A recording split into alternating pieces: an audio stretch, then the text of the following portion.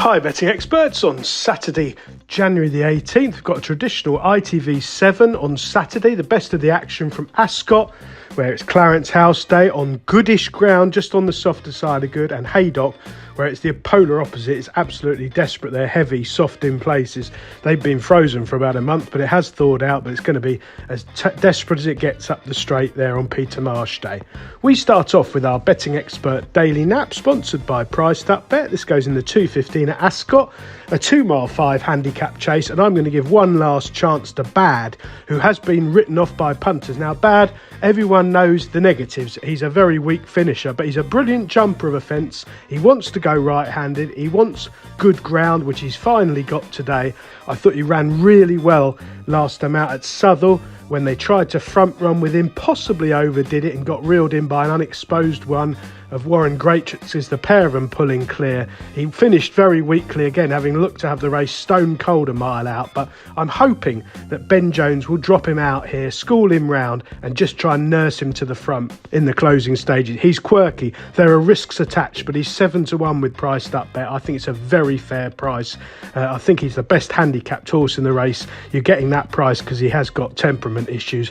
He's 0 from 3 over fences, so it's still early days and he's got a lot of ability. Let's hope it drops right. Ben Pauling, by the way, flying at the minute. Another plus. Our betting expert value angle selection goes in the 155 at Haydock, a 2 mile grade 2 novice hurdle. I think the overpriced one here is Dedicated Hero from the Sandy Thompson yard. Now these Northern Raiders tend to struggle when they're upped in class to graded company, but I've been really impressed by this dual bumper winner. Got off the mark over hurdles at Kelso last month. Well, you might look at that form and think it's nothing special, but the front three in the market were very strong there. It was a true run race. Dedicated Hero was briefly tapped turning for home, but ran on very strongly to power clear on the long Kelso run-in, revelling in the testing ground. And I think this increased test of stamina that this race is going to demand in a better race will suit him. Hopefully Ryan Mania can keep him in touch, get him jumping fluently. I think he'll be running on strongly at what should be an attractive price.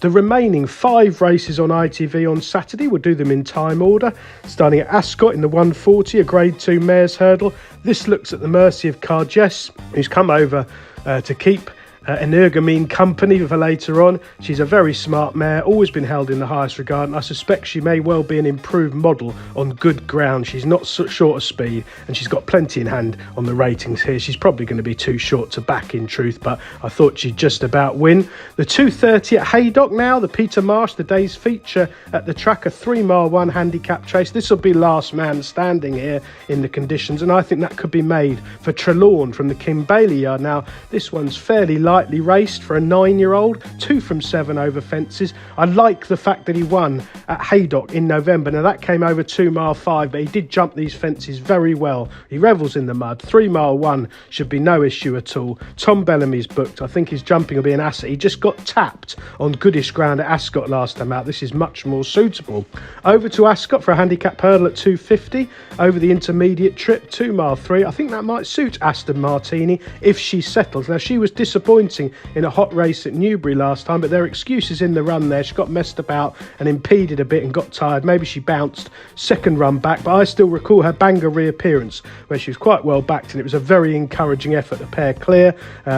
You've got Freddie Gingelbook, which is a plus. Henderson runs 3. I suspect she may be overlooked in the market, but I'm expecting her to run really well here.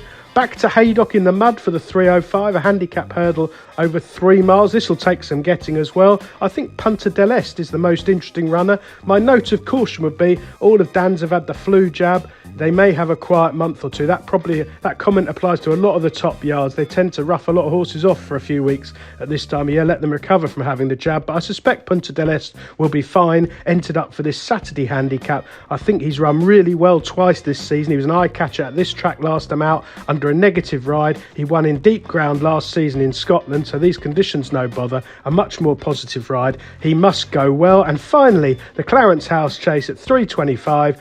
at Ascot, a 2 mile, 1 furlong grade 1. Well, John Bon has now won 11 from 13. He seems to get crabbed. He's a divide opinions type of horse. I don't think he does a lot in front, and occasionally he gets a bit of an eccentric ride from Nico, but he does keep winning. I think he'll beat a Nergamane on good ground. They're his conditions. This is his track. I think he'll do her for pace. Best of luck on Saturday, betting experts, and please do remember to like and comment on all of our Priced Up Bet sponsored videos.